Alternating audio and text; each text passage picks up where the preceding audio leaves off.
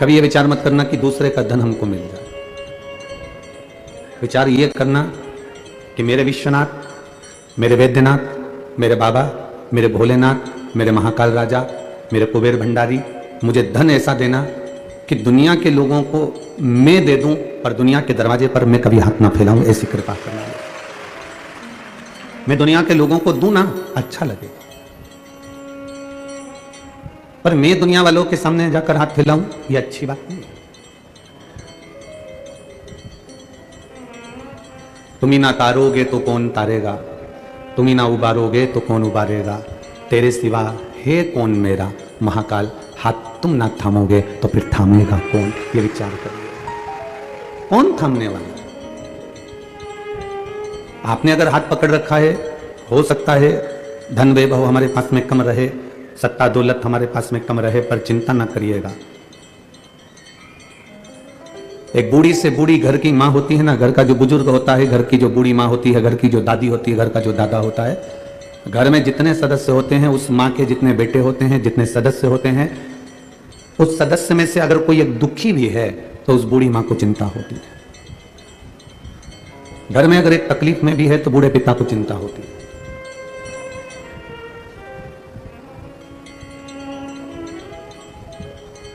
हम जब आ रहे थे तो किसी ने कहा कि छत्तीसगढ़ में पानी बहुत गिर रहा है,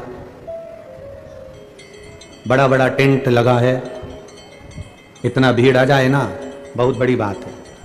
हम फिर उनसे कहेंगे, ये शिव पुराण की कथा भीड़ बढ़ाने के लिए कभी नहीं करते, भक्त के हृदय में शिव की भक्ति बढ़ाने का प्रयास करते हैं। भीड़ बढ़ाने का काम तो नेता करते हैं। अगर संत, सदगुरु, कथावाचक, तपस्वी, साधक, उपासक अगर भीड़ बढ़ाने का काम करेंगे तो फिर नेता क्या करेंगे? संत, गुरु, साधक, तपस्वी, एक कथा का वक्ता, एक मार्ग को प्रशस्त करने वाला आपको शंकर की भक्ति देने का प्रयास करता है, आपको शिव भक्ति देने का प्रयास करता है, वो भीड़ बढ़ाने का प्रयास नहीं करता। और हम इतनी जब यहां पर पंडाल में प्रवेश करें तो देखा कि सारे पंडाल खचाखच भरे हुए हैं। उससे ये समझ में आता है कि आपके भीतर शंकर की कथा भी खचाखच भर गई, इसलिए आप इस पंडाल में खचाखच भरे हुए आए। कोई सहज में थोड़ी ना आ जाता है शिव महापुराण की कथा में, कीचड़ में, पानी में, जलवृष्टि हो रही है, बैठने को मिलेगा कि नहीं मिलेगा, कुछ मिलेगा ना मिलेगा, क्या मिलेगा कोई पता नहीं। कुछ कृपा शिव की है तो उसने तुम्हें बुलाया। दिखावे से भले गरीब होके चलेगा, धन से भले गरीब होके चलेगा, सत्ता और वैभव से भले गरीब होगा चलेगा, पर मन से कभी गरीब मत होना। ये दिल, ये हृदय, ये चित्त, ये तुम्हारा हृदय, जितना जितना तुम इस हृदय को ये मान कर चलोगे कि मेरे भोलेनाथ ने जो दिया मुझे कम ना दिया। शरीर तो अच्छा दिया ना, हाथ तो अच्छे दिए ना, पाँव तो अच्छे दिए ना, नेत्र तो अच्छे दिए ना, भजन करने के लिए मुख तो अच्छा दिया, और जिस घर में मुझे जन्म दिया वो घर भी अच्छा दिया, मेरे परिवार वाले मिले मुझे अच्छा मिला, मेरा छत्तीसगढ़ मुझे मिला, और मेरी पवित्र मातृभूमि भारत देश मुझे मिला। इससे बढ़कर वो कुछ नहीं चाहिए। मैं एक हिंदुस्तानी हूं, मैं एक भारतीय हूं, भारत में रह रहा हूं। हमने पहले कथा में कहा, अमेरिका में मरने वाले के आगे कभी उसके फोटो में तुम पढ़ना, उसमें लिखा रहेगा डेथ। अमेरिका में मरने वाले के सामने स्वर्गवासी नहीं लिखते।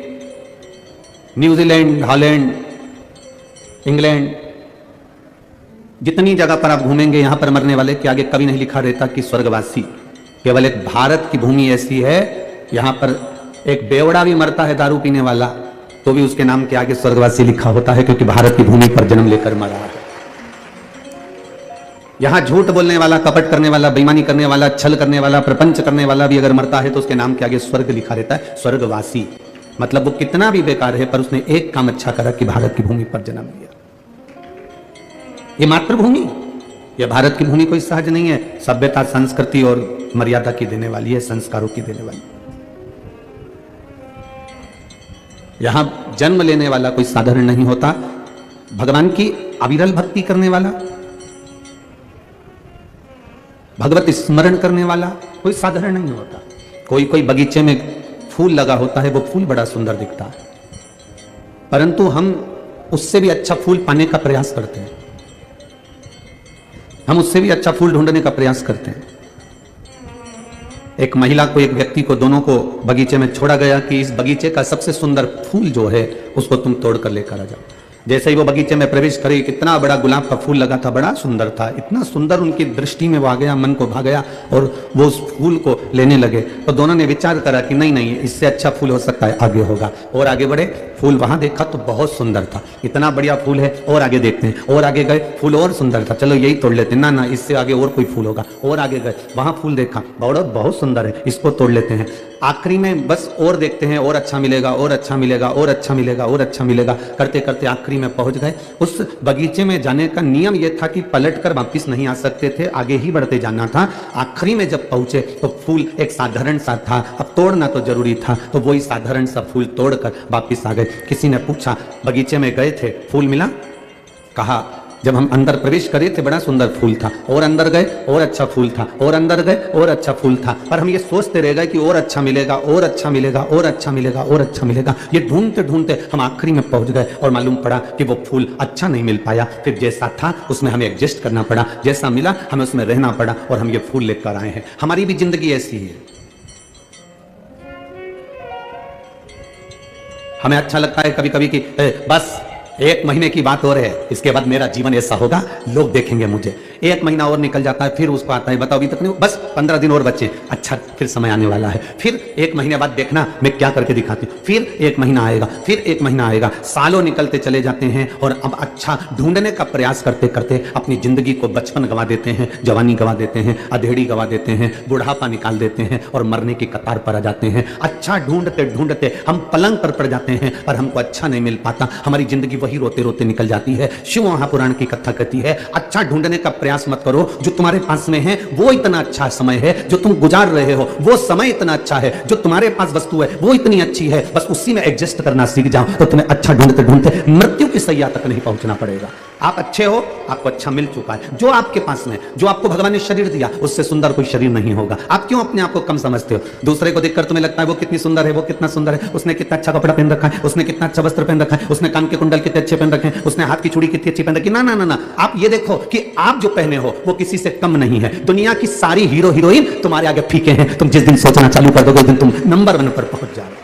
आप अपने आप को तो छोटा समझ रहे हो, अरे मुझसे आगे वो है, मुझसे बड़ा वो है, मुझसे बड़ा वो है, लोग मुझे तो सुनते ही नहीं है, लोग मुझे तो देखते ही नहीं है, लोग मेरी तो बात मानते ही नहीं है, लोग मुझसे तो कोई बात करते ही नहीं है, जो करता है मेरी जेठानी से करते हैं, जो करते हैं मेरी सासू से करते हैं, जो करते हैं मेरी देवरानी से करते हैं। ना ना ना ना, आप अपने आप को छोटा समझ रहे हो, आप अपने आप को नीचा देख रहे हो, आप अपने आप को दुनिया की दृष्टि से आप अपने आप को छोटा समझ रहे हो। जिस दिन अपनी क्वालिटी अपन खुद बनाएंगे, तो अपनी क्वालिटी जब हम खुद बनाएंगे तो मार्केट में भी हम अच्छे ही नजर आएंगे। हम अपनी क्वालिटी बना ही नहीं पा रहे, हमने अपनी सोच को अच्छा बनाने का प्रयास ही नहीं किया। जिस घर में रहते हैं दूसरे का घर देखते हैं, दिवाली पर जाकर पर्दे देखते हैं तो बड़ा अच्छा लगता है, तुम्हारे यहाँ के पर्दे बड़े सुंदर है, तो तेरे यहाँ के पर्दे बेकार हैं। जब भी बात करेंगे तो कहेंगे भाभी जी भैया जी तो इतने अच्छे हैं ना, तुमको चूड़ी भी दिला दी है, तुमको साड़ी भी दिला दी है, भैया जी इतने अच्छे हैं ना, तुम्हें तो हर कभी घुमाने रायपुर भी ले जाते हैं, तुम्हें तो फ्लाइट में भी बिठा दिए, भैया जी तो इतने अच्छे हैं। अपने पति में कमती दिख रही है, ये मुझे कभी घुमाने नहीं ले गए, बल्कि 4 लोगों में जाकर कहना था मेरे पति जैसा दुनिया में कोई नहीं होगा, जो मेरी बात के अनुकूल नहीं मैं उनके अनुकूल चलती हूं। वो मेरे अनुकूल नहीं चलते, मैं उनके अनुकूल चलती हूं। एक बार सत्यभामा जी को देखकर सत्यभामा जी रुक्मणी जी से बोली कि एक बात समझ में नहीं आती दीदी मेरे को। रुक्मणी जी ने पूछा क्या? कौन सा पुण्य करा है इस द्रौपदी ने जिसके 5 पति हैं? कौन सा पुण्य करा इस द्रौपदी ने जिसके 5 पति हैं और वो 5 पति भी इसके कहने में चल रहे हैं? आप देखिएगा जरा, वो पुण्य कौन सा है? दुनिया के लोगों का एक पति, सत्यभामा जी कह रहे हैं हमारा ही भगवान कृष्ण को देख लो, रुक्मणी जी अपने पति को देख लो, अपन 16,108 रानियां, अपना एक पति वो भी अपने कहने पे नहीं चलता, और वो द्रौपदी के 5 पति और 5 उसके कहने पर चलते हैं। आखिर ऐसा द्रौपदी में कौन सा गुण भरा हुआ है? द्रौपदी के 5 पति, द्रौपदी कह दे कि तुम ये इसका सींच काट दो, वो सींच काट दो, इसके मस्तक की मणि निकाल ला, वो मणि निकाल ला, इसके प्राण हर लो, वो प्राण हर लो। हमारा पति एक कृष्ण, तो भी हमारे कहने पर नहीं, और हम 16,108 रानियां, और हमारा पति कहने में नहीं चलता। और ये द्रौपदी के 5 पति होने के बाद भी द्रौपदी के कहने पर चलते हैं। आखिर द्रौपदी के ऐसा क्या पुण्य करा था? द्रौपदी के पास में ऐसा क्या है? द्रौपदी के पास में ऐसा क्या बूटी है? कौन सी जड़ी है? कौन सी ऐसी भभूति है जो द्रौपदी फेंक देती है और 5 पति उसका कहना मानते? ऐसी कई माताएं जो ना जाने कितनी कितनी जगह पर जाकर कहती होंगी हमारा पति हमारी सुनता नहीं है, गुरु जी कोई ऐसा उपाय बता दो ना कि हमारा पति सुन ले। अब गुरु जी की लुगाई से पूछ लो, उनका सुनता है क्या? पहले जो तुम गुरु जी के पास गई हो ना पूछने के लिए कि हमारा पति हमारी नहीं सुनता, तो गुरु जी की लुगाई से भी पूछो, ये तुम्हारा सुनता है कि ना सुनता है? तुम्हें देता है। अब जरा विचार तो करो, आप कहां भभूति के चक्कर में पड़े हो, कहां दिखावे के चक्कर में पड़े हो? किस दिखावे की तुम बात करते हो? कोई तन दुखी, कोई मन दुखी, कोई धन बिन रहत उदास, तुलसी या संसार में सुखी राम का दास। इस संसार में सब दुखी हैं, केवल सुख तो एक कोई है जो भगवान की भक्ति में लगा हुआ है, भजन में रमा हुआ है, वो दुनिया का सबसे सुखी और सेठ व्यक्ति है। बाकी के सब का हम वर्णन क्या करें कि वो आप भी जानते हो कि सुख कहां, सुख कहां।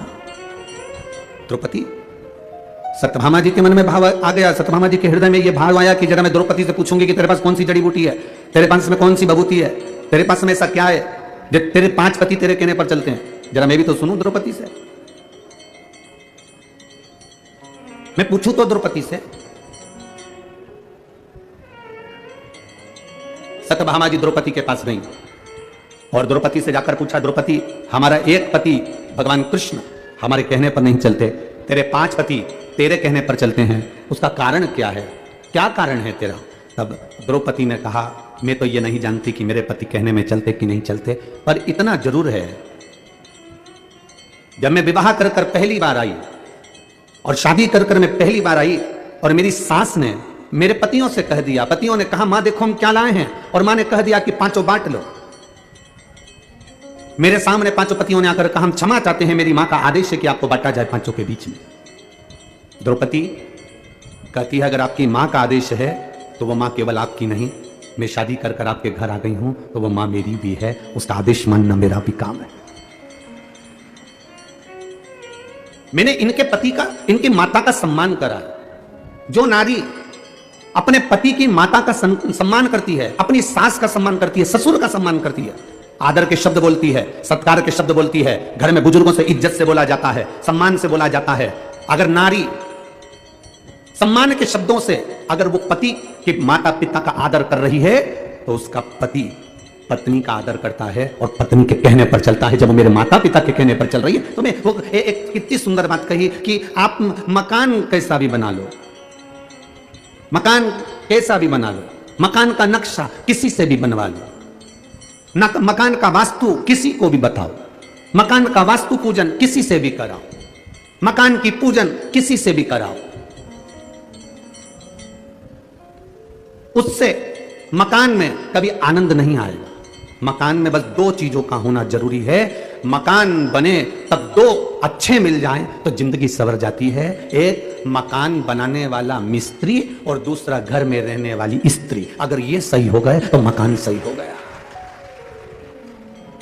2 चीजें अगर सही है, वास्तु वाले ने वास्तु बता दिया, नक्शे वाले ने नक्शा बना दिया, पूजन कराने वाले ने पूजन करा दिया, गार्डन लगाने वाले ने गार्डन बना दिया, इंटीरियर डेकोरेशन वाले ने डेकोरेशन कर दिया, पर मालूम पड़े मिस्त्री नहीं ऊबड़ खाबड़ बना दिया तो इंटीरियर वाला क्या करेगा? और मालूम पड़े मिस्त्री नहीं, मालूम पड़े छत की ढाल सही नहीं दी और पानी अंदर भरा गया तो फिर मकान का क्या मतलब है? बाथरूम बनाई, उसका पूरा पानी कमरे में आ रहा है तो मकान का मतलब क्या हुआ? नक्शे वाले ने नक्शा बनाया, वास्तु वाले ने वास्तु बनाया, पूजन वाले ने पूजन कराया, इंटीरियर वाले ने इंटीरियर करा, पर मिस्त्री और जम के बोलो, अरे छत्तीसगढ़ वाले इतने धीमे कभी नहीं बोले, मिस्त्री और स्त्री, अगर ये 2 गड़बड़ हैं तो तुम्हारे मकान बनाने का किसी को भी वास्तु दिखाया, तुम कितने भी वास्तु शास्त्री को अपने घर में बुला लो, वो कह देगा यहां से सीढ़ी तोड़वाओ, यहां बनवा, रसोई घर इधर बनवा, वॉशरूम इधर बनवा, कितनी वास्तु बदल लो पर 2 अच्छे होना चाहिए। जम के बोलो जरा, मिस्त्री और स्त्री। मिस्त्री भी गड़बड़ निकल जाएगा, चल जाएगा, पर एक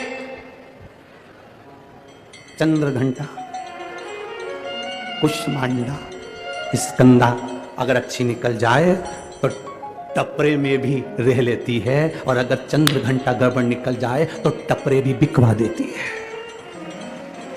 स्त्री और मिस्त्री। अगर स्त्री अच्छी है ना, आपके कहने अनुसार चलती है, आपके बताए अनुसार, और भले नहीं चले आपके कहने अनुसार, पर आपके घर में रहे तो प्रेम से रहे। जब आप पहुंचो घर, उसके चेहरे पर प्रसन्नता होना चाहिए। जब आप घर पहुंचो, उसके चेहरे पर स्माइल होना चाहिए। जब आप घर पहुंचो, पानी का गिलास आपको दे दे। आप घर पहुंचो, बना हुआ भोजन आपको मिल जाए। आप घर पहुंचो, आपके बच्चों को संभाल रही हो, माता पिता को संभाल रही हो, आपके घर में पहुंचने का मन करे। दुकान ऐसी होना चाहिए जिसमें जाने का मन करे। मकान ऐसा होना चाहिए जिसमें जाने का मन करे। अगर मकान में और दुकान में जाने का मन नहीं करता तो वो दुकान मकान किसी काम का नहीं होता। मन लगना चाहिए। मैं जिस व्यापार को कर रहा हूं उस व्यापार में मेरा मन लगे। मैं कपड़े की दुकान खोलकर बैठा हूं, कपड़ा बेचने में मेरा मन लगे। मैं किराने की दुकान पर बैठा हूं, किराना बेचने में मेरा मन लगे। मैं कोई वस्तु की दुकान मेडिकल लेकर बैठा हूं तो दवाई में मेरा मन लगे। उसी तरह घर में आप आधे घंटा, 1 घंटा, 2 घंटा, 5 घंटा, 2 दिन, 3 दिन, 4 दिन, 5 दिन गए हो, आपका मन घर में रमना चाहिए। तो ठीक है, स्त्री और मिस्त्री ये दो ठीक है तो आपका घर भी ठीक है।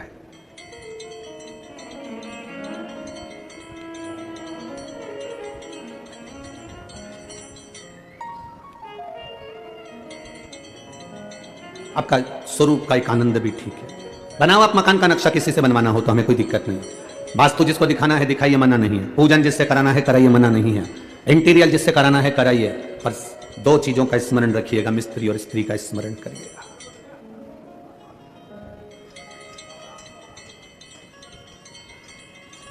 भगवान की भक्ति, भजन, कीर्तन, स्मरण। स्वयं द्रौपदी से सत्यभामा जी ने पूछा कि तू ये बता कि तेरे 5 पति तेरे कहने पर चलते हैं। जो माताएं दूसरों के पास जाकर कहती हैं बाबा जी ऐसा बता दो कि हमारा पति हमारे अनुकूल चले, उन माताओं से निवेदन है कहीं मत जाना। तुम अपने घर में बुजुर्गों का आदर करना चालू कर दो। तुम अपने घर में बुजुर्गों का सम्मान करना चालू कर दो। तुम अपने घर में माता पिता का आदर करना चालू कर दो। तुम्हारा पति तुम्हारे कहने पर चलना प्रारंभ कर देगा। तुम आदर करो, तुम सम्मान करो, तुम सत्कार करो। तुम अगर किसी को अगर सम्मान दे रहे हो तो तुम्हें सम्मान मिलना प्रारंभ हो जाएगा। तुम आदर कर रहे हो तो तुम्हें आदर मिलना प्रारंभ हो जाएगा। अगर हम यहां से आपको श्री शिवाय नमस्तुभ्यम कहते हैं तो लोग पलट कर श्री शिवाय नमस्तुभ्यम कहते हैं। हम यहां से बोलते हैं बोल बम का नारा है, आप पलट कर बोलते हो बाबा एक सहारा है। सारी समस्या का हल सावन के महीने में 2 लोटा। अब ये आप पलट कर दे रहे हो हमको, हम आपको कह रहे तो आप पलट कर जवाब दे रहे हो।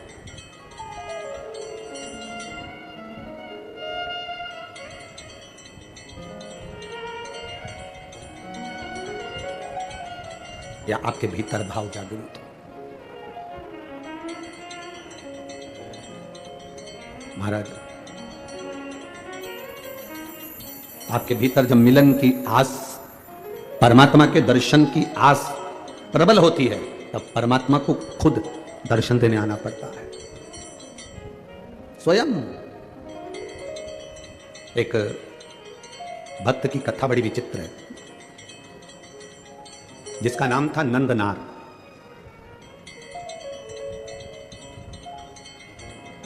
ये नंदनार तमिलनाडु में रहता था। तमिलनाडु के एक छोटे से गांव में नंदनार रहा करता। शिव का भक्त था। जरूरी नहीं कि शंकर का भक्त होगा तो बहुत पैसे वाला होगा या बहुत धनपति होगा या बहुत देवपति होगा।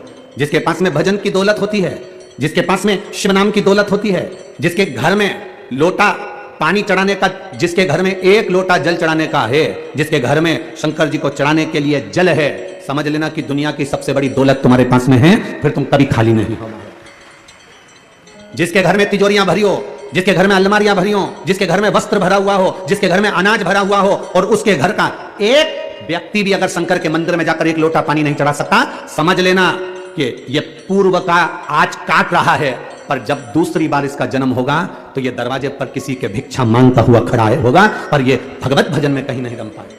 आप अगर आपके घर में एक तांबे का लोटा, एक साधारण सा पात्र है शिव को जल चढ़ाने के लिए, 1 लोटा जल आपके पास में शंकर को जल चढ़ाने के लिए, जरा विचार करिएगा। लंकाधिपति रावण को जब विद्वत्ता के अनुसार लंकापति रावण को यह ज्ञात हुआ कि मेरे महादेव ने मंथन का विष पिया है, मंथन का विष पिया, शंकर जी ने विष पिया, चल गया। शंकर भगवान ने विष धारण किया, चल गया। पर शंकर भगवान ने विष पीने के पहले जब विष का कटोरा उनके पास में आया, वो विष का कटोरा जब शिव जी के पास में आया, तब उस समय पर विष की गंध शंकर भगवान की नासिका से उनके शरीर में प्रवेश कर गई।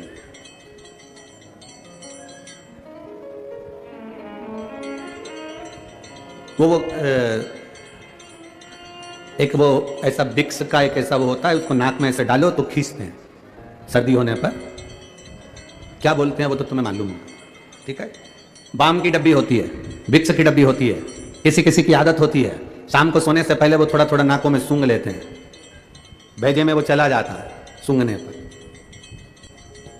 चलो ये भी जाने दो, एक नया तरह का नशा ट्रेन में, जो लोग अपना कपड़ा उतार कर पोछा लगाते हैं, वो जरा जरा से लड़के बच्चे ट्रेन के अंदर, तुम्हें कितनी दया आती है कि ये ट्रेन में पोछा लगा रहा है, ये ट्रेन में अपना कपड़ा उतार कर हमारे कक्ष को साफ कर रहा है, हमारी बर्थ को साफ कर रहा है, हमारे कोच को साफ कर रहा है। उस बच्चे को किसने कहा कि तू ट्रेन में पोछा लगा? उस बच्चे को किसने कहा कि तू ट्रेन में जाकर अपने कपड़े को उतार कर सफाई कर?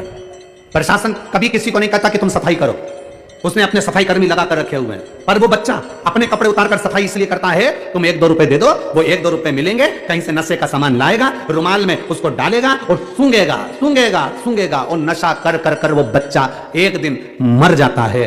और वो बच्चा जो मरता है, जो सूंघ सूंघ कर मर गया नशा कर कर, उसमें मरने में तुम्हारा भी 1 रुपया लगा है, इसलिए तुम्हें भी उस पाप के भागीदार बनना पड़ता है और तुम्हें भोगना पड़ता है। इसलिए शिव महापुराण की कथा कहती है, बेटी, गाय और लक्ष्मी 50 बार विचार करना कि कहां तुम दे रहे हो। बेटी को देने से पहले विचार करो कि बेटी किसको दे रहे हो, गौ माता को देने से पहले विचार करो कि गाय किसको दे रहे हो, और लक्ष्मी, किसी भिखारी के कटोरे में पैसा डालने से पहले विचार करना कि कहीं मदिरा पान में तो नहीं लगाएगा, कहीं मांसाहार में तो नहीं लगाएगा, कहीं जुए में तो नहीं लगाएगा, कहीं गलत जगह पर तो नहीं लगाएगा, क्योंकि देने वाले को रोना पड़ता है। 50 बार विचार करो, उसके बाद विचार कर सोचना कि मैं दूं कि ना दूं। अब तुमने, वो बच्चा जो था वो नशा काय से कर रहा था? सूंघने से, सूंघता था और वो नशे में धुत हो जाता। अब कौन सा नशा वो करता था कि सूंघ कर पूरा शरीर उसका बेकार हो जाता, शिथिल पड़ जाता, नशे में धुत हो जाता, संभाल नहीं पाता, चल नहीं पाता, बस शुद्ध में लगा रहता। उसी तरह लंकाधिपति रावण को यह ज्ञात हुआ,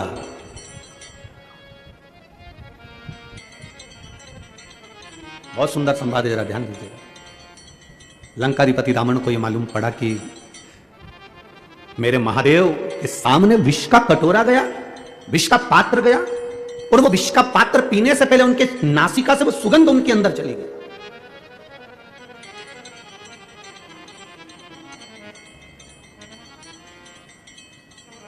डॉक्टर के पास जाकर कहना, डॉक्टर साहब मेरा पेट बहुत दुख रहा है।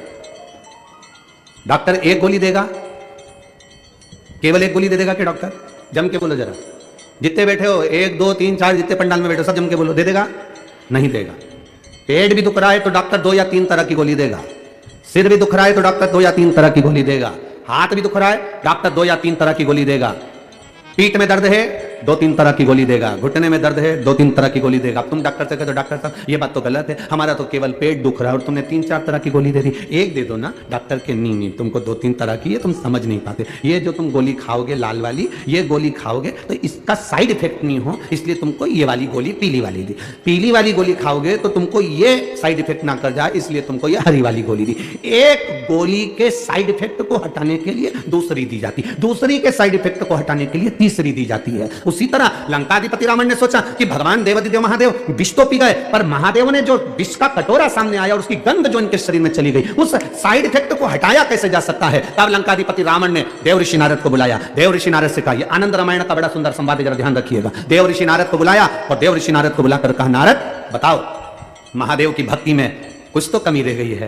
महादेव भले विष पी लिए, नीलकंठधारी बन गए, पर उनको जो विष की गंध है उनके शरीर में पहुंच गई है। मेरे बाबा के अंदर पहुंची हुई वो गंध कैसे समाप्त हो सकती है? जब उनके अंदर की गंध समाप्त हो जाएगी तो मैं जानता हूं कि मेरी जिंदगी भी सवर जाएगी, मैं सोने की नगरी में जाकर बैठ जाऊंगा। तुम बताओ क्या करूं मैं? नारद जी ने कहा, ये मैं नहीं बता सकता। नारद जी ने कहा, मेरे मित्र तुम रुका जी के पास जाओ। तुम रुका जी के पास देव ऋषि नारद ने भेज दिया। लंकाधिपति रावण तुम रुका जी का भजन करने लगे, तुम रुका जी का स्मरण करने लगे। शंकर का कोई उपासक, शंकर का कोई भक्त, शंकर की चर्चा करने वाला, शिव की भक्ति में जनता को, जनमानस को, भक्तों को डुबोने वाला, शिव के स्मरण में रमने वाला, शंकर के मंदिर में रोज 1 लोटा जल चढ़ाने वाला, इसका केवल एक सानिध्य मिल जाए, इसका केवल एक दर्शन भी हो जाए तो समझ लो कि तुम्हारी जिंदगी सार्थक हो गई, तुम्हारा जीवन सार्थक हो गया।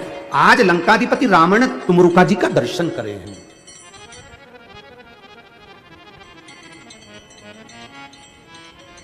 लंकाधिपति रावण ने तुमरुका जी से पूछा कि बताओ शंकर जी के शरीर में जो विष सूंघा गया, जो विष पीने के लिए आया, तो उसकी गंध जो शरीर में आ गई, उसकी तरंग वो कैसे समाप्त हो?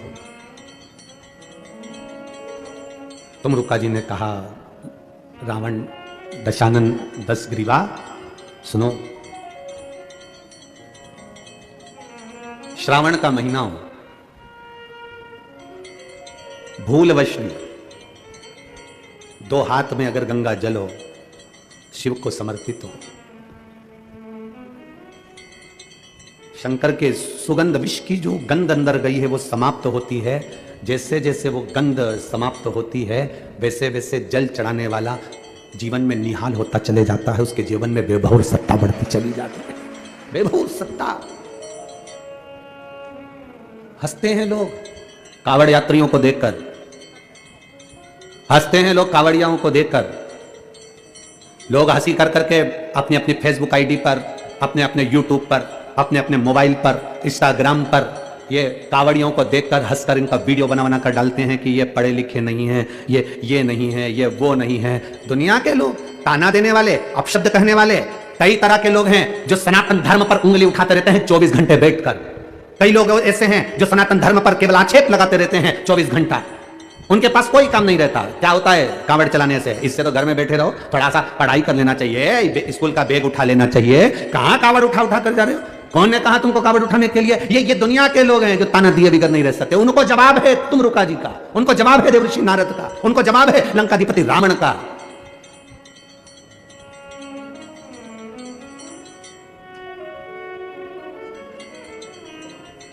कि कावड़ चलने वाला व्यक्ति, हाथ में जल का पात्र लेकर चलने वाला, कंधे पर रखकर कावड़ लेकर जाने वाला, जितने कदम चलकर जाता है उतनी जिंदगी की उन्नति की सीढ़ियों पर चढ़ जाता है। उसे पीछे पलट कर नहीं देखना पड़ता। यह रावण की कथा कर रही है, यह आनंद रामायण कह रही है, यह भगवत भजन कह रहा है।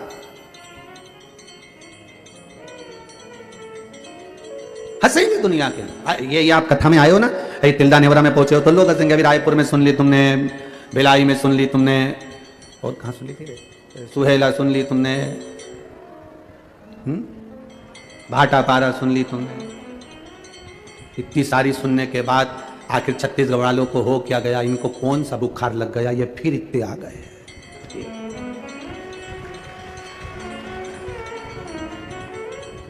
ये सब अपने घर से क्या फ्री हैं? लोगों को बड़ी चिंता, बड़ा टेंशन रहता है।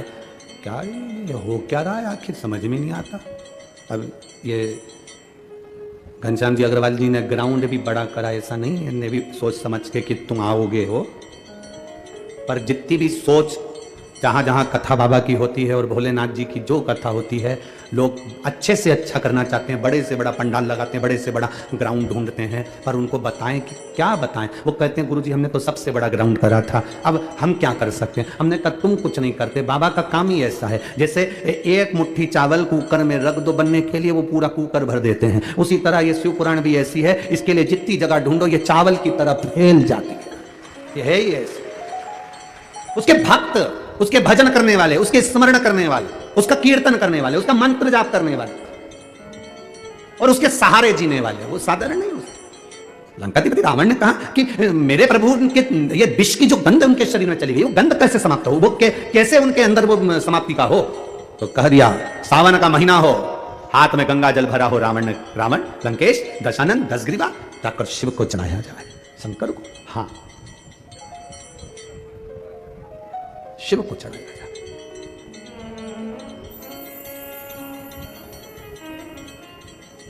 कावड़ का एक नियम रहा है, आप लोगों के स्मरण में होगा। जितने भारत के भूमि के, इस विश्व के लोग जितनी कथा कावड़ शिव महापुराण की कथा तिल्दा नेवरा में चल रही है, इसमें हम सुनेंगे कि कावड़ का नियम क्या होता है। कावड़ का जल किस जगह पर रख दिया जाए लाकर थोड़ा सा, कि जीवन में कभी संपदा की कमी ना हो जिंदगी में। कावड़ का एक नियम होता है कि कावड़ को ये कंधे से ये कंधे पर रखना है तो सिर के ऊपर से कभी नहीं लिया जाता। कावड़ का एक नियम है। कावड़ को इस कंधे से इस कंधे पर लाना है तो सामने से लाया जाता है, पीछे से लाया जाता है, और सिर पर से बार कर उसको वापस नहीं लाते, सिर पर से बार कर।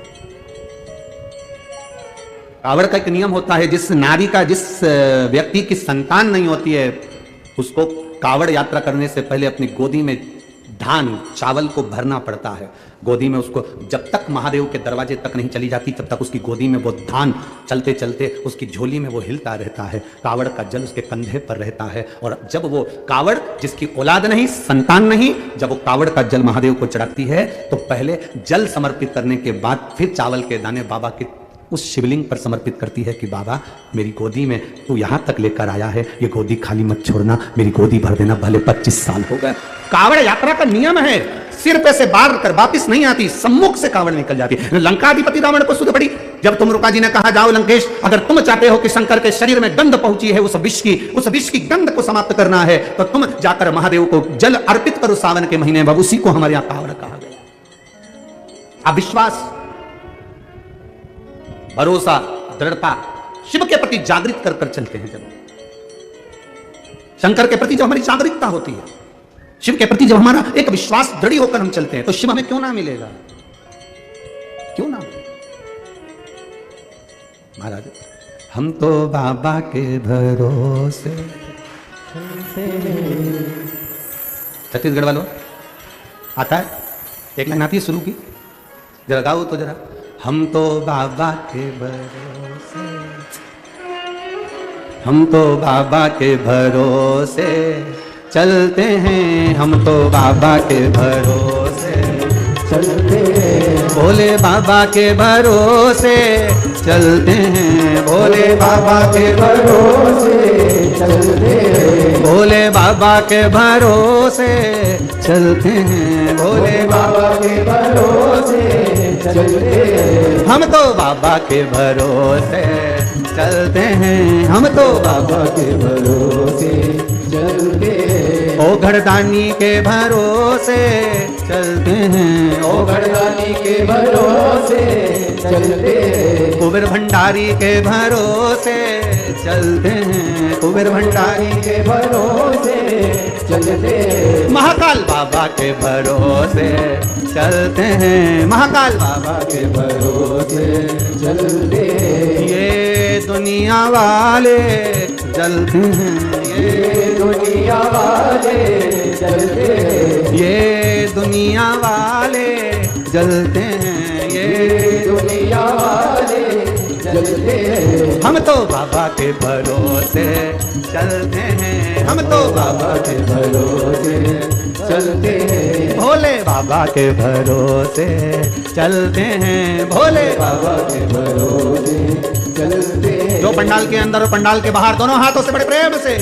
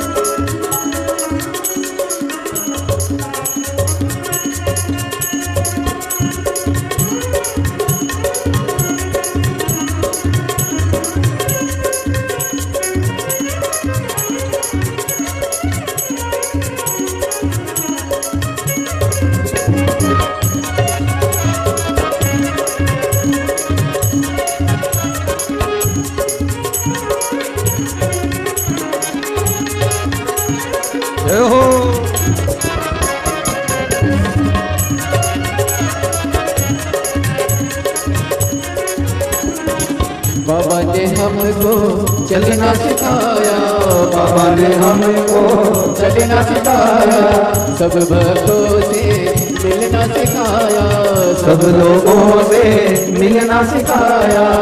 हम तो सीना तान चलते हैं, हम तो सीना तान के चलते हैं, हम तो बाबा के भरोसे चलते हैं, हम तो बाबा के भरोसे चलते हैं। ये दुनिया वाले जलते हैं, ये दुनिया वाले चलते हैं, ये दुनिया वाले जलते हैं, ये दुनिया वाले चलते हैं। भोले बाबा के भरोसे चलते हैं, भोले बाबा के भरोसे चलते हैं, शंभू बाबा के भरोसे चलते हैं, शंभू बाबा के भरोसे चलते हैं, भोले बाबा के भरोसे चलते हैं, भोले बाबा के भरोसे चलते हैं, शंभू बाबा के भरोसे चलते हैं, शंभू बाबा के भरोसे चलते हैं। हम तो सीना तान के चलते हैं, हम तो सीना तान के चलते हैं, भोले बाबा के भरोसे चलते हैं, भोले बाबा के भरोसे चलते हैं।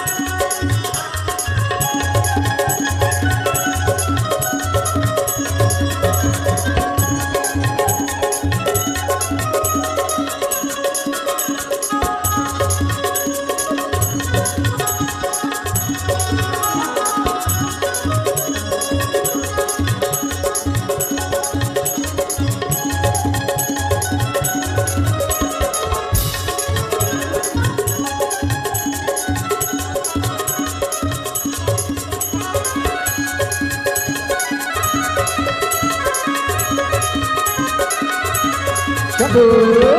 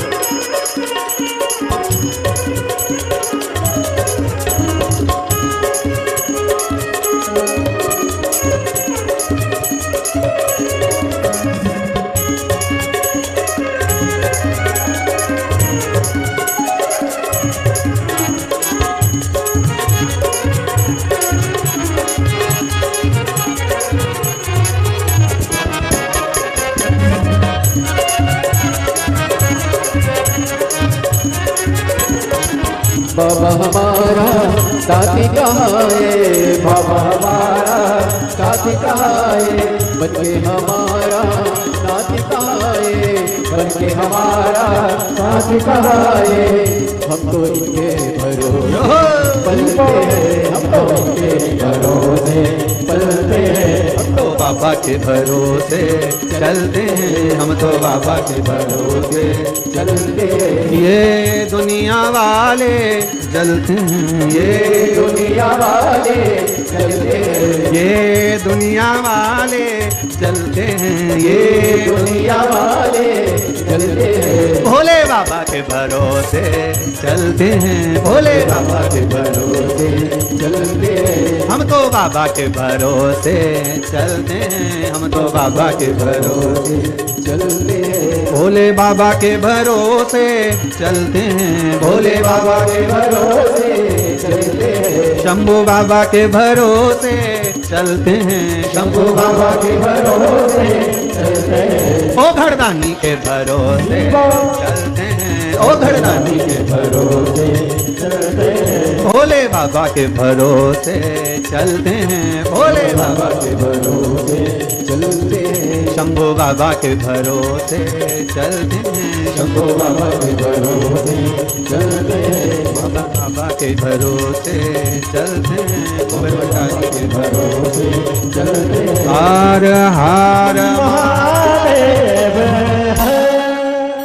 अपने स्थान पर बैठकर भगवान देवादिदेव महादेव से अपने हृदय की बात भाव के साथ में बाबा को दिल से हृदय से नमन कर कर भाव के साथ में अधिक मास भी है, श्रावण का महीना भी है, शिव महापुराण की कथा भी है।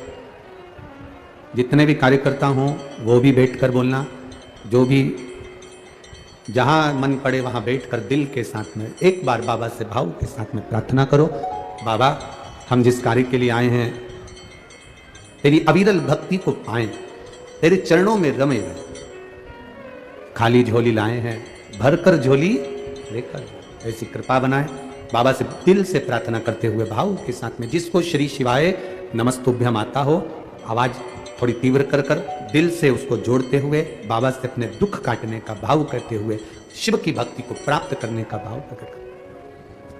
श्री शिवाय नमस्तुभ्यं, श्री शिवाय नमस्तुभ्यं, श्री शिवाय नमस्तुभ्यं, श्री शिवाय नमस्तुभ्यं, श्री शिवाय नमस्तुभ्यं। भोला सब दुख काटो हमारा, ओ भोला सब दुख काटो हमारा। शिव शंकर जपो तेरी माला, भोले बाबा जपो तेरी माला। भोला सब दुख काटो हमारा, ओ भोला सब दुख काटो हमारा। वेश मंगल मंगलकारी, वेश मंगल मंगलकारी। शमशान वासी हमारा, शमशान वासी हमारा।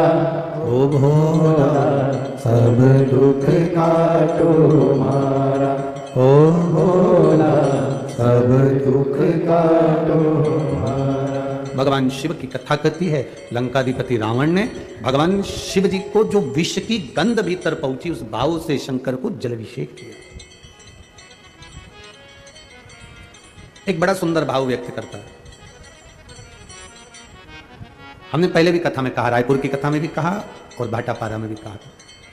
विषम परिस्थिति में किसी के हाथ जोड़ने से अच्छा है, किसी के पास जाकर बैठकर रोने से अच्छा है, देवादिदेव महादेव के मंदिर में एक लोटा जल धीरे धीरे एक बेलपत्री समर्पित कर कर, बेलपत्री की जो डंडी है बस शिवलिंग पर, ये शिवलिंग, ये जलाधारी, ये माता पार्वती जी का हस्त कमल शिवलिंग, ये बेलपत्री, ये दंडी का जो मुख है वो अशुक सुंदरी की ओर समर्पित कर कर एक लोटा जल धीरे धीरे, बिल्कुल धीरे धार में अपने हृदय की बात बाबा से दिल से कहते हुए, बाबा बहुत दुखी हूं, बहुत कष्टमय जीवन, बाबा बहुत तकलीफ में जीवन चल रहा है और तू ना संभालेगा तो संभालेगा कौन? तुमेव माता च पिता, तुमेव बंधुश्च सखा, सब कुछ तो तुमको मान लिया। जब से शिव महापुराण की कथा सुन रही हूं तब से मैंने किसी को नहीं, केवल आपको पिता माना है, आपको भाई माना है, आपको सखा माना है, आपको अपना माना, आपको दादा माना, आपको मैंने नाना माना। आप ही तो हैं जो संभाल सकते हैं। शिव बाबा से एक लोटा जल अगर समर्पित कर रहे हैं धीरे धीरे, तभी तुम्हारे चित्त में ऐसा आए कि मुझे बहुत टेंशन चल रहा है और मेरा जीवन ठीक नहीं चल रहा। हम कहेंगे, आज के जमाने में लोग हताश हो जाते हैं तो सोचते हैं कि सुसाइड कर लूं, मर जाऊं। हम उनसे इतना सा कहना चाहेंगे कि मरने का प्लान फिर बाद में कर लेना। हम तुमको मना नहीं करेंगे कि तुम मरने का प्लान मत बनाओ, तुम्हारा मन हो तुम बाद में प्लान बनाना। एक बार विचार कर लेना कि अभी नहीं मरूंगा, अभी मैंने कथा सुनी है और सुना है एक लोटे जल का महत्व क्या है। कर्जा हो गया ना चुक जाएगा, दुख आ गया ना कट जाएगा।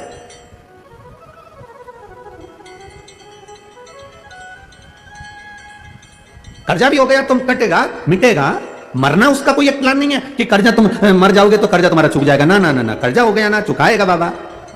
तुम्हारा विश्वास दृढ़ रखो, अपने भजन के बल को बढ़ाओ, शिव मंदिर में जाने का समय का आनंद पाओ, शंकर जी पे एक लोटा जल चढ़ाओ तो दिल से चढ़ाओ, राम नाम कृष्ण नाम शिव नाम जो जप रहे हो उसको दिल से जपो, भगवान की भक्ति दिल से करो। आया हुआ समय आया हुआ दुख कटेगा, थोड़ा समय लगेगा, धीरे धीरे धीरे धीरे वो कट जाएगा। वो बर्तन होता है ना बहुत काला हो जाता है तो उसको माताएं रगड़ती है, वो साफ नहीं होता तो फिर क्या करते हैं उस बर्तन को?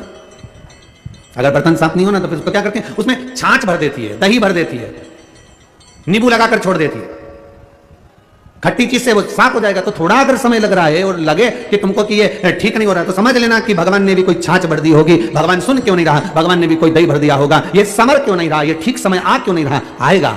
थोड़ा बाबा पर भरोसा रखो, विश्वास रखो, सारी समस्या का हल एक लोटा आप बाबा को समर्पित करो। बोल बम का नारा है, बाबा एक, उसके सहारे जियो ना, हम क्यों संसार वालों के सहारे जियो। एक तमिलनाडु में नंदनार नाम का एक मजदूर रहता था जिसको बधुआ मजदूर कहते हैं। बधुआ मजदूर मतलब किसी के यहां, किसी सेठ के यहां, किसी धनपति के यहां किसी को बेच दिया जाता है, ये आज से तुम्हारा नौकर है।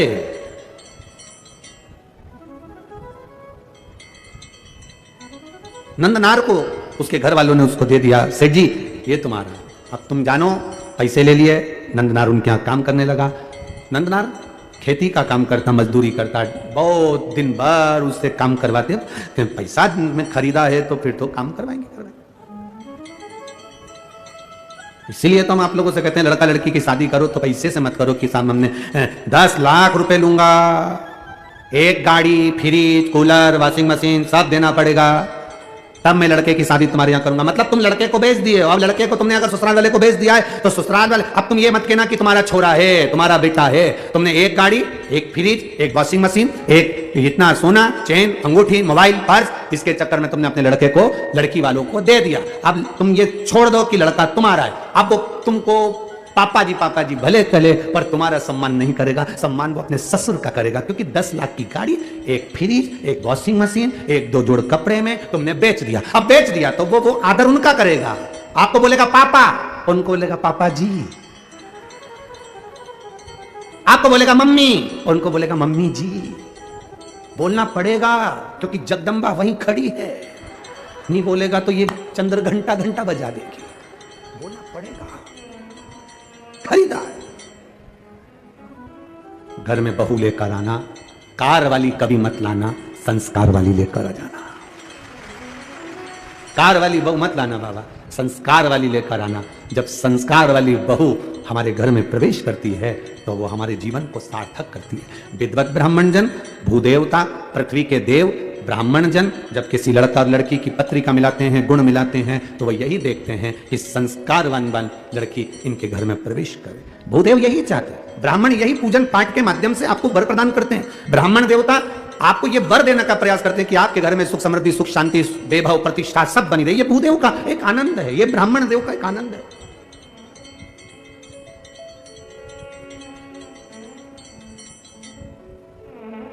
अब नंदनार काम कर रहे हैं, पर नंदनार के हृदय में एक बड़ा बड़ा भाव था। नंदनार जिस सेठ जी क्या काम करते थे उस गांव से 25 किलोमीटर दूर तिरुपुंगुर नाम का एक शिव मंदिर है तमिलनाडु में।